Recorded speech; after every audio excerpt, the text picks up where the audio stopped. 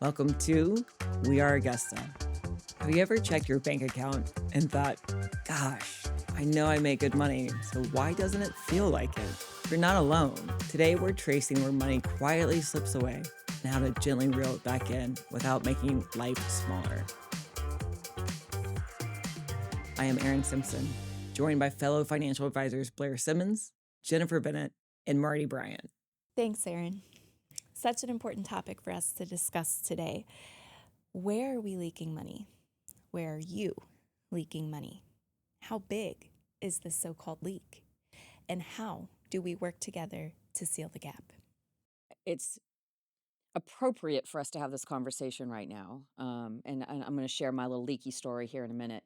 About money. Not yours? No, about leaking about money. Yeah. Oh, yes. The leaking money story.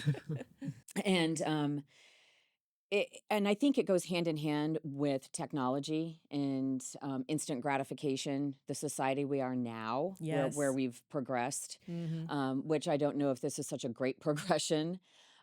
This summer, when I moved out to Tennessee to start opening up some new offices, I was by myself. I'm all alone, and I didn't even have my dog yet, and so I'm at my house and I'm bored. So I'm on my phone. I've never played an online game before. Never. And I found one, and I'm addicted to it. I'm not going to lie. And you're good at it. And it's hysterical. It's a zombie apocalypse game, and I have this tank and whatever. But in order for me to build my base, I could have either done the free play, which took a lot of time, or I could just buy some wrenches to build my tank. I could buy some clothes to dress my heroes so they're more powerful. Next thing I know, I have a spending problem with this game because all I have to do is say I want to buy those diamonds, double click on my Apple Card that's on my phone, and next thing I have a 244 million point base that I've created. So that's kind of how I think we started this topic, was talking about, and I can't believe how much money I spend on a game. And then you have to look around. Where else am I leaking this money without even realizing it? Right? That's powerful. Social media, I mean, if we think about the way it's designed and how social media companies make money, it's with advertising space. Mhm. And that's not effective unless people are buying things. So that's a slippery slope for me personally, I know, because they're so good at targeting you, right? They know, Right. it's like they can actually read your mind. They know what you want, what you're interested in, and you scroll a little bit further and you're going to see an advertisement really soon with something that's very appealing to you personally, and then you can save your credit card information on your phone. Click, click, click, boom, it's on its Right. way. It's shipped. It's already shipped. Mm-hmm. And like you said, it's like they're spying, but Siri and Alexa are listening. Right. Literally. Are you listening? I think they are. It's creepy. I had an opportunity in college to study abroad. Lived there with a native family, a non-English speaking family. Attended a non-speaking university. Non-English speaking, non-speaking. We are all miming. And attended a non-English speaking university. But you get the point. Here in America, we kind of when you go somewhere else, you think you might be able to say a few things in English, but going to Argentina and being fully immersed in their culture, that was not the case.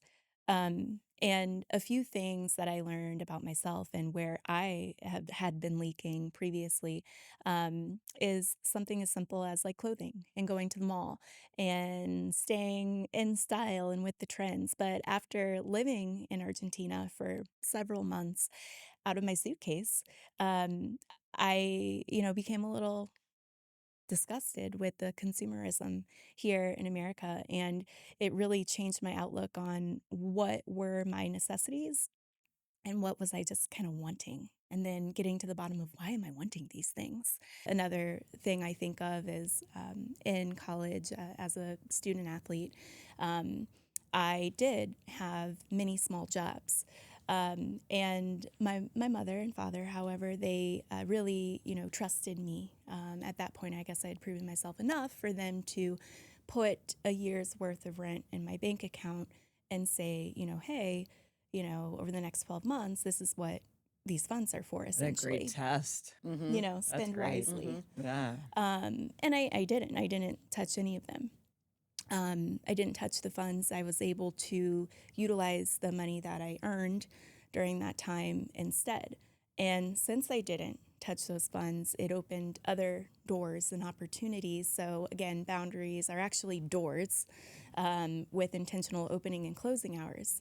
And so I was able to use those to later invest. By that discipline, I created an opportunity for me to force myself to save and invest those dollars that were then being earned because I had that quote unquote emergency fund. And that's one of the topics we talk about with our clients, to make sure you have your reserves. And having that discipline in those reserves enables you to take on more risk and invest. And so while we're here saying, okay, let's pause and again, maybe just become conscious of what we're doing and sharing the experiences either through ourselves or through our clients. How do we stop that almost subconscious of just going, hey, you know what? It's easy to pop in here. It's entertainment. I make good money. I should be able to afford or treat myself. So again, how do we? Or even and so this is something I'm guilty of, and still even now, I sometimes I just don't want to leave my house, and I certainly don't want to go to a grocery store. So I pop up on my phone and Instacart, right? So now I'm ordering my groceries, and it already knows, it saves my normal orders. And I'm scrolling through, I'm ordering, and then I know, okay, it's a $3 service fee. What's $3? Oh yeah, and I'm going to tip them 20%. And if it's for another $5, I can have them come immediately to my house. So then you start justifying, well, it's only $3. Oh, it's only $5. And $20 later. somebody's doing a service for me, and if I was going out to eat, I'm going to tip them. So I'm going to tip this person as well. And then next thing you know, this slippery slope has turned into a mudslide. And if you truly go back and you look at your spending habits, which is the worst thing that we ever want to do. We don't want to write a budget. We don't want to look at our spending habits because we're going to throw up when we look and see that I just wasted $1,000 or $500 on things that I could have just gone and done myself, but I didn't feel like leaving the house because I don't have to, right? And that access is what we're trying to behaviorally help you with, something that you made me think of is in Argentina, and what you said about social media and the access and the advertisements. Well, I didn't have that issue in Argentina because I had to go to an internet shop to get on the internet. There was no internet at the house or my phone, that wasn't a relevant thing. So I think that access, we're all kind of, what's the word I'm looking for? We're enticed by on a daily basis every time we pick up our phone. Right. Yeah. I remember shops and stores and restaurants would close early in England. And I was so appalled by that. Like, what am I supposed to do after work? I'm supposed to go and that's my time. Or in Argentina, when they shut down everything for siesta midday. Yes. Yeah. And so you go, wait, again, like, we're all proud Americans. There's no doubt about that. With that said, boy, we can learn a lot and take into account. Because in England, when I would ask, like, why do you close so early? Like, once I get off work, that's when I do the shopping. And they say, we want people to go and have time with their own families. Really? What? That's foreign. Don't you need to be back order at work? DoorDash for them? Right. Right. Although I wish I had DoorDash and that kind of thing back when my mom had cancer and I was living overseas, and I would have just given anything to be able to send her groceries and her food. Right. So while, priorities from that standpoint. So it's not all bad. No. But it's that awareness. Balance. Right? Rein it in. You gotta rein it in. And I'm speaking about myself. So although I work in the wealth management industry, it doesn't mean that I'm perfect. I am not perfect. What? Right. What? I'm sorry to disappoint you, Arrin. I'm going to need a moment, folks. Yeah, I'll hold you later. Okay. We'll hug it out. Hug it out. But no one's immune. And there's one word, I'll say one word, Amazon. Most egregious. How many times do you guys have packages just show up and you don't even remember what you ordered? You know what? I actually took it off my phone a couple of years ago. You did? Yeah, because I would be on it for so long, and then you'd put all this stuff in your cart or whatever basket or whatever it's called, and then you go and you look at your list, and then you can save some of it for later. Right. But then you could change your mind, and I'd hold off because I'd be like, "Whoa, that's a lot," and then I'd go back in, and eventually I'd get frustrated enough with that process that I'd just do away with all of that. I wouldn't buy anything. And so then I'm like, well, I just wasted like, how many hours was that? It was probably like 5 hours over the course of a week that I was going to buy something or a couple shirts or Yeah. cosmetics or obviously buy anything on there. But those are the things that kind of caught my attention. And I eventually was like, this is too And much. time is money. Yeah, exactly. I could have been Yeah. playing with my kids. This is when they were little. And Whereas I buy the cart. Right. Same. Right? And it's such a dopamine hit. It is. Right? Social media and getting, Yes. and doing the game. Mhm. And I mean, I have a small son who's 9, and bonding with him. We got into sport cards and collecting different, I don't know, just LeBron James cards and everything else, right? And I kind of got into it. It was a lot of fun. But when you buy something, there's that dopamine hit that comes. you feel it. And you feel it. So, Yeah. not And that then I it goes blame away. him. And you buy but- another one. And then you buy another one. You got it. Oh my gosh, that's Wears so off. cool. Yeah. Yeah. So cool. And then you try to win a card on eBay or something. So we're all victims of it, no matter Yeah. the industry. So I'm curious then, what are some of your methods to rein it in? I mean, for me, I try to remind myself of the percentage of cash flow that should be going towards X, Y, and Yes. Z. Yeah. Savings, fixed expenses, discretionary. What are some things that you guys do to help with that? Oh, okay. So I hate the word budget. Mm. Please don't. I know I said It's it like a a minute ago. diet. you did. And I almost, Yeah. I got a little queasy. But I feel like a budget is a 4-letter word to a lot of people. Mhm. And so, again, it comes back to if I pay myself first, I know that X amount is going to my investments and my savings, etc. Once I get my emergency savings to an amount, I don't need to keep going because that isn't working for me. Yeah. Right. So emergency savings up to a certain amount and then reallocate those funds. But I will say that once I do that and then anything cush or left over, I might have some fun with, right? And I don't want to feel guilty about that. If I've worked all week, I mean, gosh, as women, we wear all the hats. So I don't have an issue with allocating a certain amount to the eBay with Sam, or I don't have an issue with going, I don't want to cook tonight. I don't want to think for a second about what the heck I'm going to cook. Right? So, and I'm not a good cook. So no one wins there.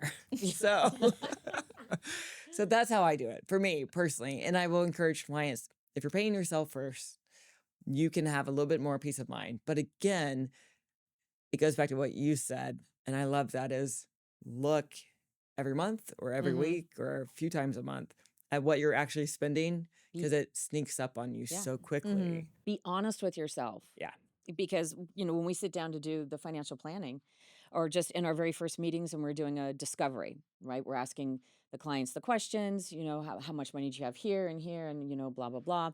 And so now we know how much money you're making, how much you've allocated into your 401k plan, how much money is sitting in your checking account, how much is in emergency funds. And then I ask, and how much are you spending each month? Oh, $3,000. No. You're not spending $3,000. We probably need to double that. Well, no, I'm not. And they'll look and they'll say, well, how can you say that? I said, because you just shared with me how much money you have. Now I know how much money you're spending. Exactly. So let's be honest about it. Let's have that hard conversation. Yeah. It's like, well, where's the rest of it then? Did you just start making this salary this year, last year? Probably not. Where's your money going then? Yeah. Am I wrong that sometimes when you assign that homework of cash flow or budget tracking, you never hear back from them? Yes. It's the easiest way to get a deer in the headlights look from a client is you ask them what their monthly Or a living no-show expenses are. to the appointment. Oh. Yeah. Yeah. We used to do this early on in my career where I'd make an appointment with someone and we would send out like, here's your homework before our meeting so I can use our time wisely. And I would ask, like, okay, fill this out, the budget, the finances, the credit card bills, what's the payment, what's the interest rate? And that I realize scares people completely Yeah. off. Right. And rightly so. Like that was a lot to ask of people early Mhm. on in my career. And now it's like, let's just have the conversation. We're all human. We're approachable. We get it. We're all in the same boat. Let's row it together. Right. Yeah. Yep. We need to know how to plan so that your lifestyle doesn't have to change in retirement. We need to know how much you're spending. It's super important. But Yeah. you guys, when we were talking about the online spending and everything, it reminded me of something that a self-observation that I made years ago. And I don't know if you ladies have had the same experience, but I know when I was younger and I would go to the mall. And I went from being broke, poor, young, not having any of my own money to spend to finally having some money to spend.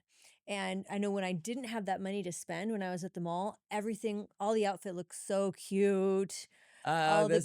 cosmetics looked so pretty. And then once I had that hard-earned cash in my wallet, I didn't really want anything that much You're a little anymore. pickier. Right. And you might like a few things, but just nothing ever looked that good when you were shopping and you had that money. But when you Mind didn't have shift. the money, you wanted it more. Isn't that crazy? So this is going to be another show that we do. But what you just so I have another saying. I know I have a lot.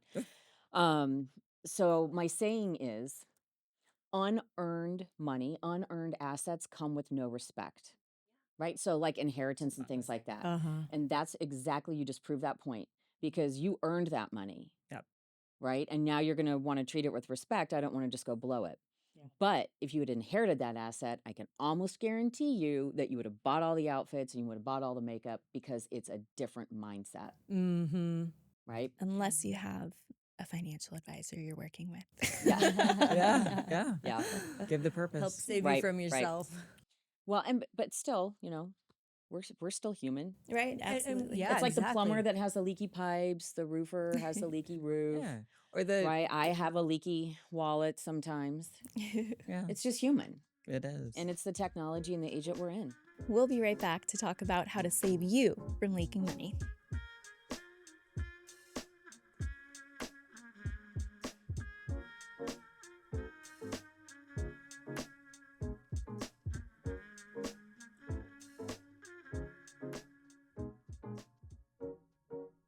Have you ever ignored a small expense, but only to see it snowball over time?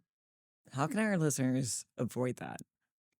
So I see advertisements for different apps that help you find recurring charges and subscriptions and things we might not even know that we have.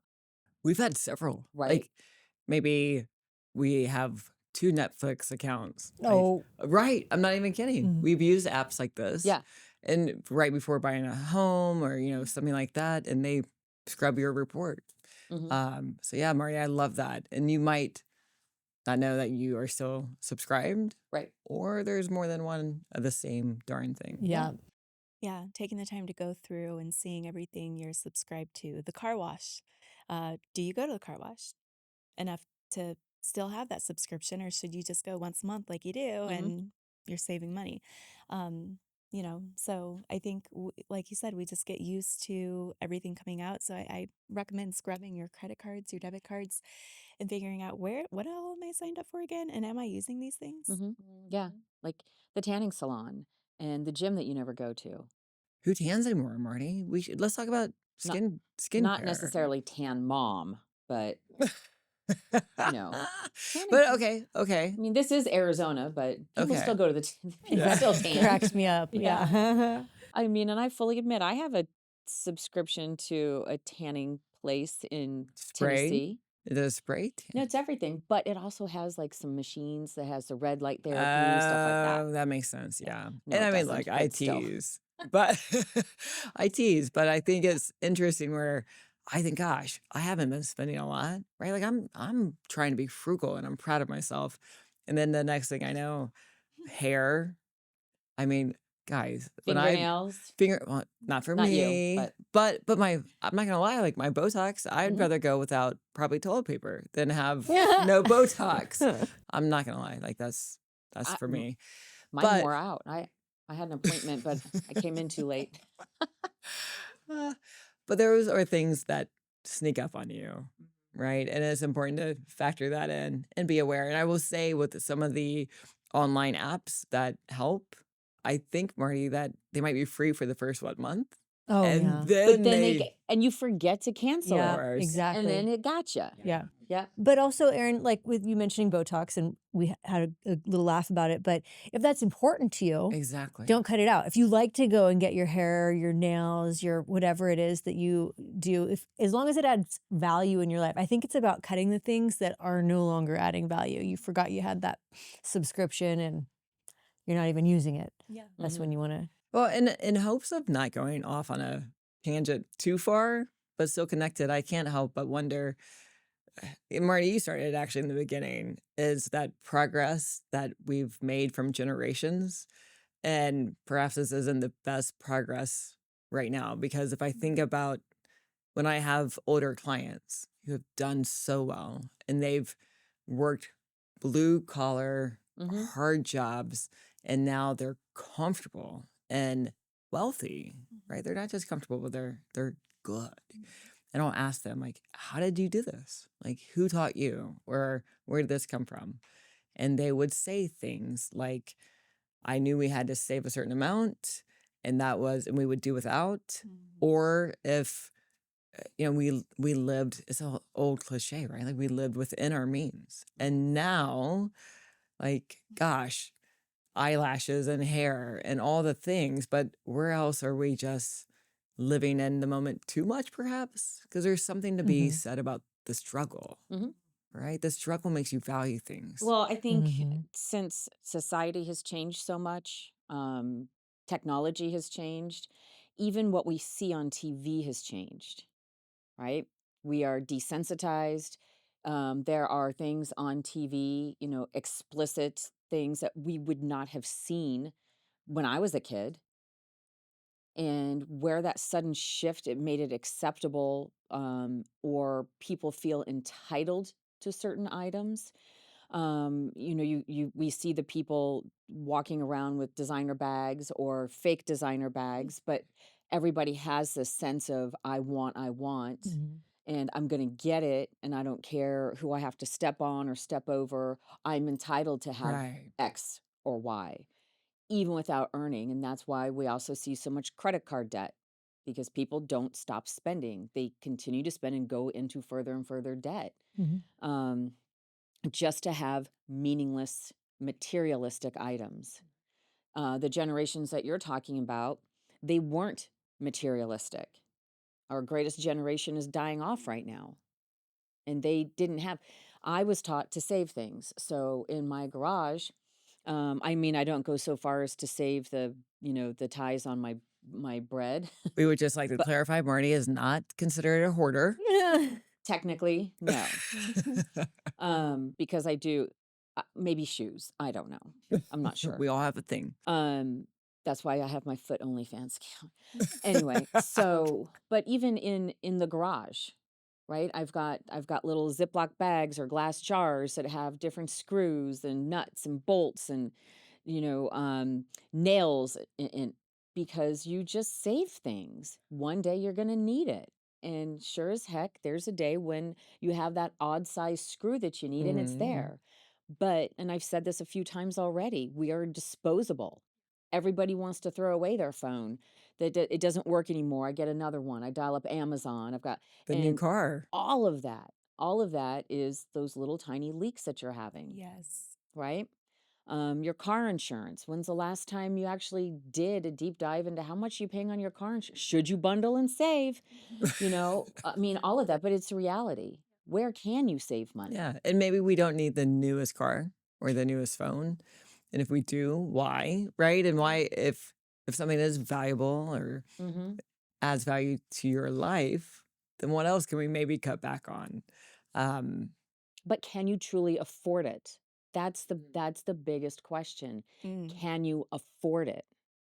Right? Mhm. So when people buy cars, the easiest way to sell a person a car is to back into the car payment that they're comfortable with. And they're not going to care how many years they're paying for that car payment. Yeah. People are financing vehicles for 8 years. What cars are going to last 8 years? And at then this what point in happens at time? the end of that loan? You got a depreciated asset Yeah. is what you've gotten. So if you're buying it brand spanking new, would you truly have this $100,000 vehicle with a 30% depreciation, or even 10? Let's call it a 10% depreciation as soon as you drive it off the lot. Would you really take $10,000 and throw it in the garbage? Right. Right. That's in essence what you're doing, right? So those are little areas that you can look at leaks in. Or if you don't pay off your car and then you roll that into your next loan, you Right. just, there's more. Now you're paying more interest on a car you don't even have, Upside down. upside down. So it's all of these little, change your train of thought, change your mindset, because all of these little details matter. We talked about compounding, Yeah. right? You're They further compound. compounding. And most likely your credit had gone down because you're upside down in a vehicle. You don't have that vehicle anymore because it's broken down. You probably don't have great credit because other things are taking a hit. Right. And you're going to roll that into the next vehicle. You're going to have to pay a higher interest rate. Yeah. It's a terrible cycle we need to avoid. One of the areas I've seen with my clients repeatedly as a different source of money leak is, I'll say, gifting money to their adult children. And Gosh, it great topic. becomes that behavioral pattern, that habit where maybe I had one client who paid for all of their grandchildren to go to private school from kindergarten through 12th grade. Or I had a client one time who, next time we spoke, the update was they had given a pretty good chunk of their savings, their cash savings, to their adult son to help him start a business. And they were already retired, right? And I've seen similar stories play out in real life with real people over and over again. So it's whatever form that takes, but it's gifting money to their children where their children might be in their 40s, their 30s, their 40s, their 50s. Right. I mean, adults who should be self-sustaining and independent. And What do you recommend to them? Don't do it.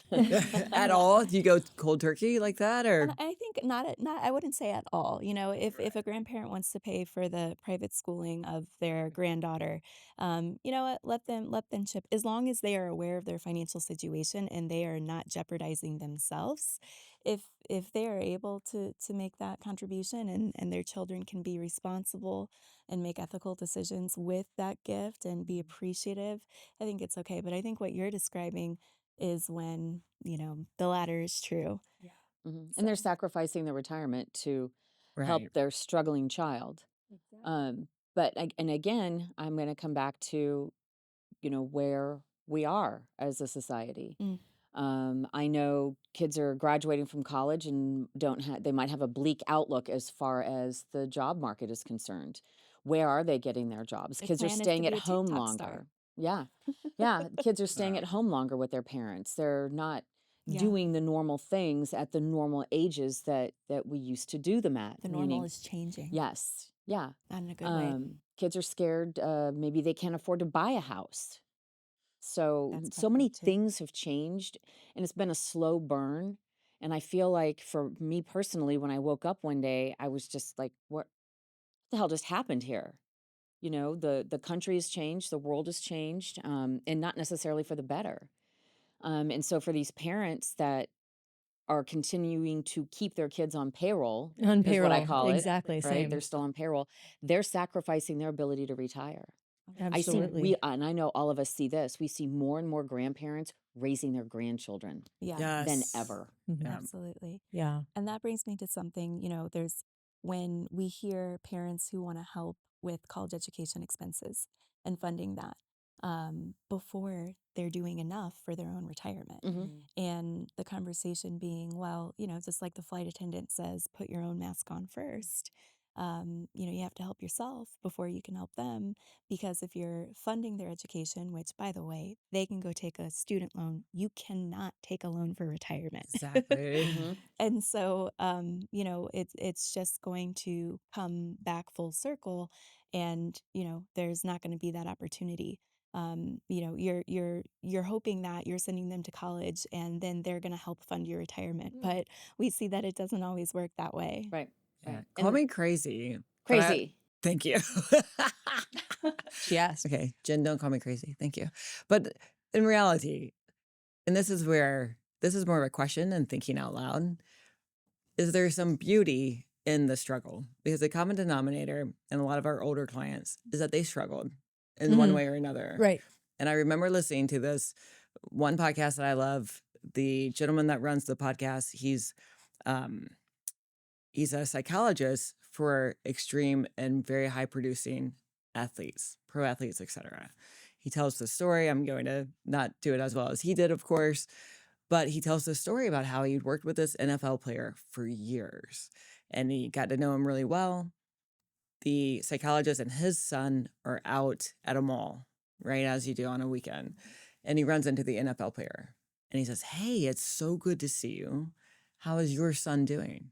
And the NFL player says, "Oh gosh, my kids are great. You know, they've got the best schools, they've got the best shoes, they've got the best equipment for their sports. But the one thing I can't give them, which I had, is the struggle." And maybe while our parents and maybe ourselves in some way have struggled, maybe we need to not put the negative spin on that, Yeah, but maybe you see the beauty in that. absolutely. But they can have the struggle. Yeah, Don't give. Right. Don't give the Create way you it. do. Make Gift them that. get a job. exactly. Have them Before learn giving, the value of a dollar. make them learn the value Right. Yeah. so that then you can trust their ability of what they're going to do. Right. with Like it. Yeah. Jen, it changed for you when you earned money. You're like, whoa, I really don't want that shirt now. Mhm. Yeah. Right? Oof, that's kind of expensive. Yeah. It's interesting because Oh, I have a great story for that.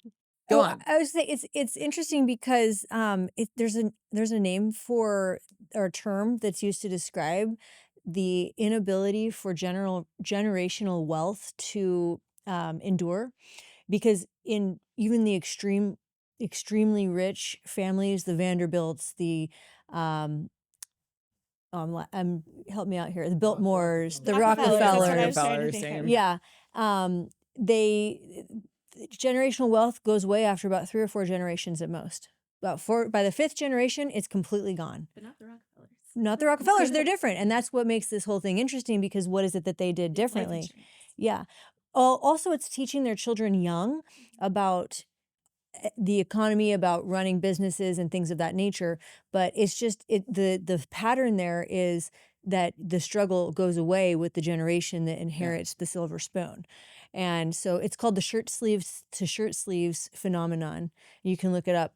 And it's fascinating because time and culture, it doesn't matter where you're from or when this has happened throughout history, that generational wealth does not endure, because when you're born with that silver spoon, you didn't have to work for it. Yeah. And you just spend it away, you party it away, and before you know it, it's gone. Well, and that's where a trust can also come into Ooh, I play. was And just we thinking are that. going to talk Yeah. about that at a Yeah. different time. Yeah. Yep. Because you can control your assets from the grave. Yeah. Words out of my mouth. Exactly. Mm-hmm. What were you going to say, Blaire? At 18 or so, very young. I thought it was a great idea to go, my friend, a couple friends of mine, we decided to, that was back in the day when you could get a round trip ticket for like $70, So we decided to go visit our friend who was going to school in Atlanta and go to Miami Beach. Ooh. Kind of, on our own. Mm-hmm. And, we had our annual family vacations, that was something that my parents splurged on once a year. We would have that family vacation with the 4 of us. Mhm. And so this was my first like vacation without my family. Right. And so I'll never forget, we went to, well, first of all, we tried to check into Motel 8 and they were like, well, you can't check in without someone over the age of 21. Mm. We got around that. But We got around that. They went to Motel 6. But second, then we went to lunch. Okay, we took the bus. went to lunch. This is before Uber and all of that was so Mhm. prevalent. I don't think it existed actually, Yeah. taxis. So yeah, I remember watching the taxi figure keep climbing and I'm like, oh my gosh, this Right. is getting expensive already. And then we get and we sit down and we eat. And I ordered dessert, yeah, I want dessert too. And then the bill came. And I remember thinking, oh shoot, like how much money do I have in my wallet? Mhm. I'm like, oh gosh, maybe I shouldn't have gotten dessert because I was so used to, okay, this idea of we are on vacation and, my dad being there. Right. And it was the Oh, first time that I was like, oh, like I'm paying for this. right. My friend Yeah. was like, yeah, I was wondering what you were doing. I'm just But like, you yeah. know, And it's silly because it's not that we were irresponsible, but it's like, it's just a reality check. it is. Yeah. You had taken it for granted. Yeah. Yeah. And I love it so much for so many And it reasons. wasn't a fancy restaurant. Right. Like this is just, It was like McDonald's. I want the hot apple burgers, pie too. burgers, fries, and a sundae Yeah. with fudge. Yeah. This wasn't anything special. But if you take it to adult land, right, it does bring up the question in my head of going, all right, wait a second. When I go out to dinner, and maybe it's too often, I don't know, right? Like it's all within our own range and our own say. But do I need to order that drink or cocktail at dinner? Marty would say yes, that I do. And I deserve that. No, but in reality, when you get the bill, you go, oh, wait, I can make that Yes. vodka soda at home for so much cheaper. Mm-hmm. And yet it's that moment, it's that experience, Mhm. right? Everything's an experience, but does it need to be? Maybe I should have gotten water. It's interesting too, because in conversations with clients, some folks will say, maybe I should eat out less. That's an often a go-to for folks to say, oh, maybe I should cut back. And, oh, preparing for retirement, we're probably not going to eat out as much because they're planning on that reduced lifestyle, which is obviously not the thing. But interesting because some people do go out probably a lot more than others. Some yeah. folks might go out once a month or a couple times a year. I've heard as low as a couple times a year, people who hardly ever go out. And I've had other clients who go out to eat 5, Mhm. 6 days a week, sometimes every night. Much more convenient. It's much more convenient. It's also less lonely, as yeah. we talked earlier about aging and the longevity topic. That's kind of coming back into my mind as to when it can be lonely to stay at home all the time Absolutely. and never, you got to go out. So it's finding the balance that works best is. for you. And maybe if you go out, have one cocktail and not two. Maybe, but Mhm. something to think about. Yeah. So thank you for being with us. We'll be right back.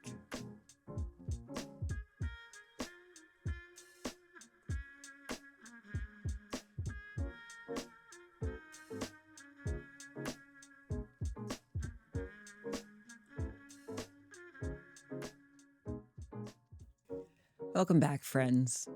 On this topic, is there anything that we haven't covered that comes to mind? So one thing for me is inheritance. That's kind of what pops in. And hang with me on this though, okay? So I had a gentleman, he booked an appointment, came into the office, sits down, we're having our initial conversation. I'm doing discovery, and he really doesn't have any assets. He doesn't own his home. He lives with his mom. He has a job, but he doesn't save any money. And I said, so then how do you see us being able to help you? Where do you see us fitting in? What's an age frame on here? And he said, well, when my mom passes away, I'm going to have some inheritance. And I said, oh my goodness, I'm so sorry. Is your mother sick? No. And I said, what do you, Not yet. she's not sick, but you want to talk about a potential inheritance that you're going to have. And he says, yeah, well, she's getting older and I'm not sure how longer she's going to live. And I'm expecting maybe about $250,000 to $300,000. And I'm shaking my head at him too. I'm completely and thoroughly disgusted at this human being coming in ready to kill off his mother. I know, right? And I let him know, I said, sir, we are not a good fit. And we're going to have to end this conversation here, and I'm going to have to ask you to leave. So people who are planning on inheriting money need to stop. Yeah. His mother has every right to spend every last penny of those assets. And my expectation, I mean, there's a part of me that kind of felt like calling Adult Protective Services to go do a Okay. wellness Right, check Yeah. right. to see what kind of living condition she's in at that And point Keith in time. Morrison from Dateline. Right. And Keith Morrison, yeah. Or did he? Or did he? So I mean, she has every right to disinherit him, frankly. She doesn't have to name him as a beneficiary or Right. list him in her trust or whatever she or has. anything. Maybe she did it. Anything, right? Hopefully she gets word and figures that out. Mhm. I mean, that's kind of where your mind goes, right? course. People like that. It's Of course. horrible. So don't plan on an inheritance because we're not going to plan on that for you. No. That's And- not and that's not saving. That's not planning for retirement. I'm planning on somebody to die so I can get some money. right. And who's And to say that long-term care expenses won't wipe that thank inheritance you. out? That's where I exactly- was going. that's exactly Blaire. what I was getting Perfect. at. Yeah. She has- Anywhere from $8,000 to $12,000 a month currently in today's dollars. Yeah, my I have an aunt that just passed away in August, and she was 83 years old, and she ended up in a memory care, and she had a long-term care policy that they don't do anymore. It was unlimited benefits. Yeah. Unlimited. $538,000 in less than 4 years Wow. Yeah, exactly. Yeah. Thank you. is what that policy ended up paying out. I love that you were able to put a number to that. Mhm. Uh-huh. And this isn't a long-term care conversation, but you know, there are very few companies still offering long-term care insurance because not a single one is making a profit. Mhm. They're all in the negative because we're living longer while ill. So Yeah. I can think of some inheritance situations too where, you know, you have that 19-year-old male, you know, in college that just inherited, you know, this amount from his father's 401k unexpectedly, you know, an early death in their 50s, you know, this amount from the life insurance policy, you know, and scattered assets. And then you have that 19-year-old guy going out and buying that brand new Porsche in cash, mind you. For instance, and the surviving spouse, you know, if they're in the picture, maybe not feeling like they have a place to say anything because that child just lost their parent, you know, and not having the voice or the strength to really, you know, stop the emotional spending. Yeah, I saw when I was living in Flagstaff, I was at a coffee shop getting some coffee. And this kid came rolling in, brand new black Escalade, gorgeous vehicle. You know, he's decked out. He's got the cool clothes on. He's in his, you know, early 30s or so. I'm thinking, this kid's successful. I'm going to talk to him. I want to know what he did. So, you know, he's standing in line behind me, and I asked him, I said, hey, I love the Escalade. You're really well put together. What do you do for work?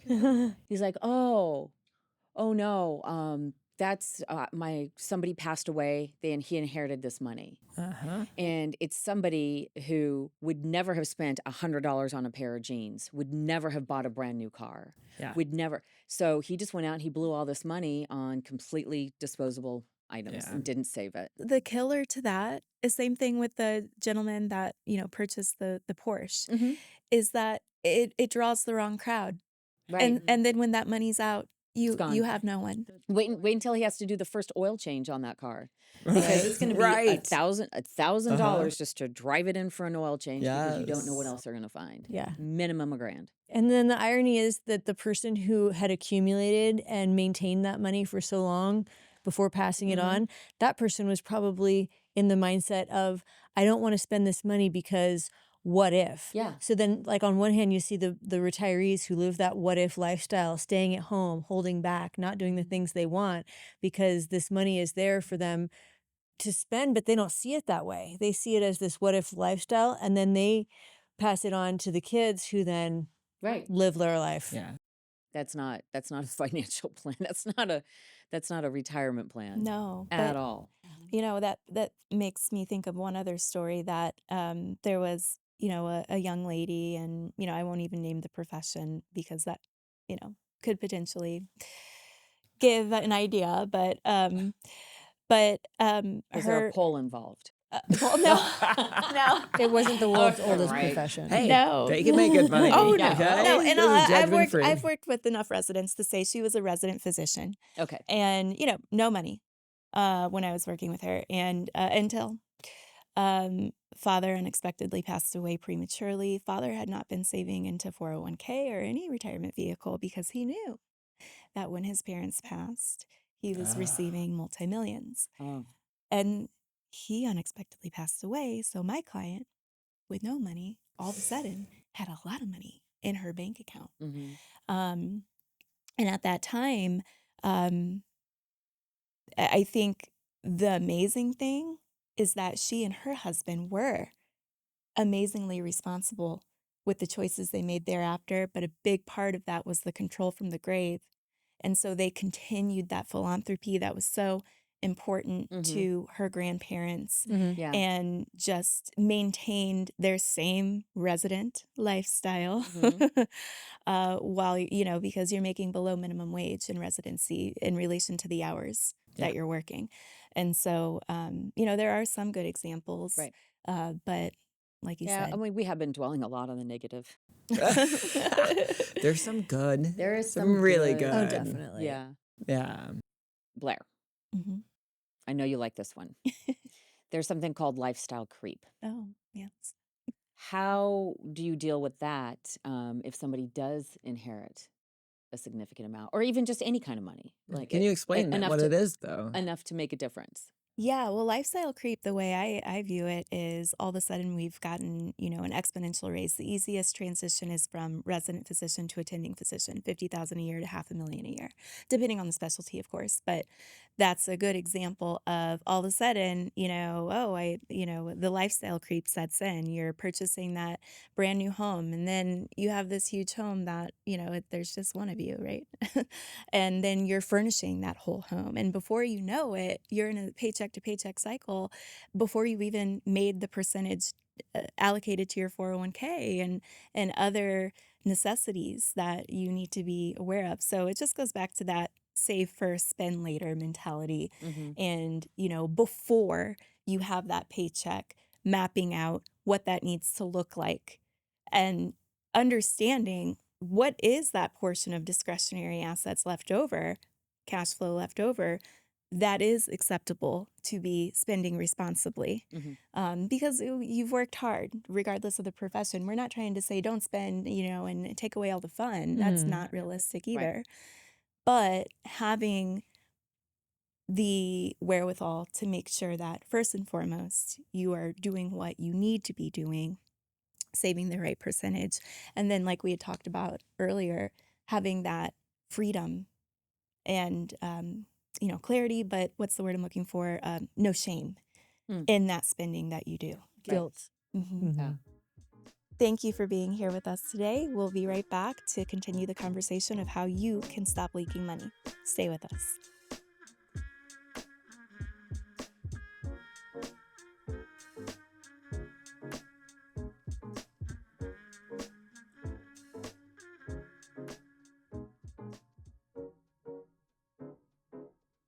Welcome back to our discussion about leaking money.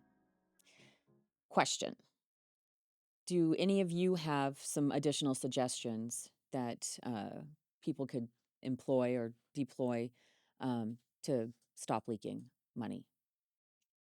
I like to use a 24-hour pause as somewhat of a rule to push the pause button before you actually go through with a purchase.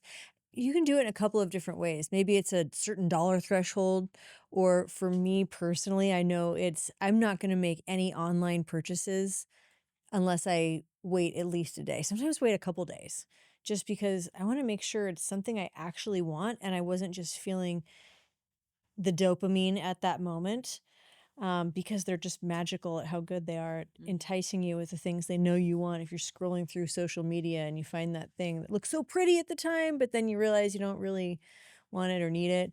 So I think 24 hours is kind of like almost a minimum. I mean, sometimes I've waited a week before I bought something, and oftentimes I'll go back in and decide I don't want that thing anyways. One other thing I would add to that list, or that action item, I suppose, would be once a year. can you, and you probably can, increase your 401k contribution percentage, right? You got a raise, perhaps, take 1%, put it Mm-hmm. back into that 401k, Big time. pay that Love future that. self. And sometimes it's about if we're buying a new article of clothing, something easy, saying, well, what don't I wear in my closet anymore? Can I give something away, to fill that space? Not necessarily fill the space, but before buying more, let's evaluate what's already in the closet. Mm-hmm. Is there anything I haven't worn in 10 years? Sometimes I like to go shopping in the closet because it's so new, right? Like, That tells us if a I- lot about your closet. okay, so listen. No, like sometimes I just forgot that it was in there, and then I'm either needing to get rid of it or But yeah, I can feel the judgment, and that's okay. But I would say maybe check your own closet first before going shopping. Absolutely. Hopefully you're organized. Of course, color coordinated, Jen. That's I would expect no less from you. It's not. I haven't seen it, but I'm pretty sure Yeah. you're fibbing. Yeah. Speaking of shopping, I want to share a quote that I saw. Sometimes when you see something that sticks, I might screenshot it. And this feels like an appropriate time to share. But it says, status is what you show. Freedom is what you keep. We chase what looks impressive, but the math tells a different story. Mm-hmm. So freedom, you might not be able to put a price on that, but damn, that's powerful. Mm-hmm. Don't chase the status. Right. So when you're ready to click buy or get your grocery cart and start pacing the aisles, maybe ask yourself what adds value to your life. And that's going to be the most important and personal decision for you is, do you want that thing now, or do you think you will want it all of next week or next year or beyond, whatever it is? Just make sure that it's adding value in your life. You know what? Let me add to that real quick because I actually love that. And it was used on me over the weekend. And I'm not offended. But okay, the World Cup's coming next year to the US, right? And I'm in Dallas. And I'm really excited about the World Cup. Obviously, you're going, right? Like, I hope so. That's the plan. Multiple Otherwise, World times. Cup parties at the house. But FIFA, so the Federation of, soccer and all that, or football, as it should be called. But they came out and partnered with Lego. And I thought it would be fun to do this with our 9-year-old son, to get the World Cup trophy, put together the Lego trophy. And, so my spouse says, "Are you going to have that in 10 years? And I thought, okay, I see where you're going with that question. And it's a really good question. The answer is no. And guess what? I probably won't spend over $100 on this FIFA Lego set now, which could have brought joy to me. it's a bonding activity for you and Sam. So you're telling me it's okay? Yeah. And he's going to put it on the shelf in his bedroom for at least a year or two. Yeah. Okay, well, I feel like my spouse needs to listen to this episode, and I appreciate you ladies for We being on support my you. side. Yes. Leak that 100. Yeah. And then I think another trap you can avoid is going to, Target or the Walmart Supercenter without a list of what you intend to buy. Just the other weekend, and I have the best of intentions. I mean, Arrin hates the word budget. I am a budgeter through. That's what I love about us, though. Yeah. To each their own. I know every dollar that I spend, and I look at my accounts way too often. But I went to a Walmart Superstar. You typically don't enjoy Walmart very much in general, but I went to the Supercenter because there were a few miscellaneous items, coffee creamer, even though I had banned myself previously. Right? I'm back on it. And, socks or just a bunch of miscellaneous things that I thought this Walmart Supercenter is going to have all of that. It's the one store that has everything on your random list, right? Yeah. And then, Christmas lights is what I thought, okay, there's going to be some really cheap, the net lights you can throw on the bush. Oh, I love those. And they might be $10 at Super Walmart, or a Walmart Supercenter. And it's funny because my son and I went Sunday evening, and I had every intention of spending about $40. And before I knew it, I came out of the store and it was a lot more than that. How much And more, Blaire? I'm not going to 200. Tell us, say. Blaire. I'm not going to say because I was not happy. But With I yourself. saw, these little shoes for my 10-month-olds that, now we're being told, hey, they need shoes. We gotta put shoes on them. They're learning how to walk. And so I'm like, oh, those shoes, I'm gonna buy those shoes. So things just start adding up. And so it is, avoiding those traps and going in with a lot more intentionality around it, and maybe even a list. Because I came out with a lot of things and I did not come out with Christmas lights that I could throw over the bush. Oh. And when I got home, I'm just thinking, I gotta go back. that's why I don't go to Walmart. That's Uh-huh. why I don't go to Target. And when I go to Target, I create an online order and pick it up so that I can avoid that trap. And that's me. Other people may have a lot more discipline, but that's how the stores are set up. Exactly. They They're are. set up They're for so that. smart. I am very proud of you for allowing yourself the joy of coffee creamer again. Me too. So brava to you. I went for about a month without, but A whole month? Mhm. Wow. Yeah. But then I saw 0, hey, oh, that's not so bad. Only 20 calories. So I can do that.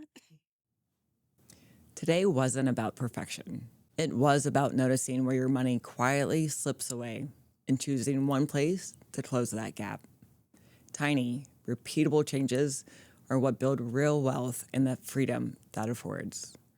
On our next show, we're diving into one of the biggest tools many women already have, but don't fully understand, your 401k. We'll unpack what those boxes and options mean, why your employer match matters, and how to make decisions that support the life you want, not just the default settings. If you've ever stared at your benefits form and thought, please just don't let me screw this up, this episode is for you. If this conversation helped you see your money a little more clearly, we'd love for you to share it with someone you care about. You don't have to fix everything at once. Just pick up one leak, one habit, one decision. We'll be right here walking it with you. Until next time, we are stoic, we are steady. We are Augusta. You nailed that one.